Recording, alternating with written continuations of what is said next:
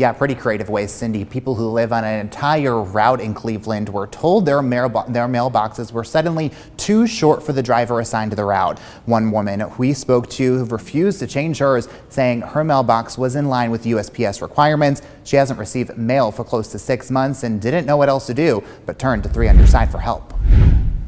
Because the more I thought about it, the more frustrated I was. Cerise Beatrice hasn't gotten mail in months.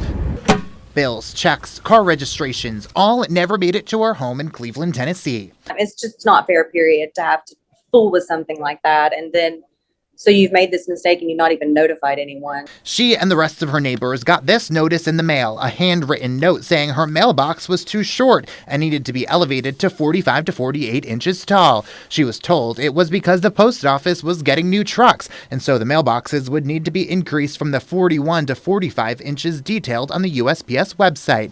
Beatrice has refused to change it. And I start seeing on my route all of these mailboxes that are just kind of DIY boogered up. It's turned this route to a bit of a MacGyvered mess of mailboxes. Mailboxes lifted up on tops of planks of wood, propped up with a pole sticking out from the bottom. Even this one, a mailbox nailed into, yep, another mailbox. We're in the middle of an inflation, and not everybody has a skill saw sitting in the backyard, or can just run out and buy a new mailbox at whim because you won't deliver their mail.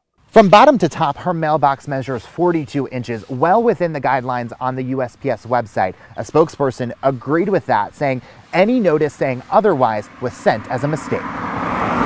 In a statement to Local 3 News, a spokesperson for the post office said, quote, "We regret the miscommunication. Local management reports that all mail is currently being delivered promptly and correctly to all customers in the Cleveland area." But Beatrice says she still hasn't received any mail since June. This has been going on for months. That's a little bit more than an oops. I mean, months.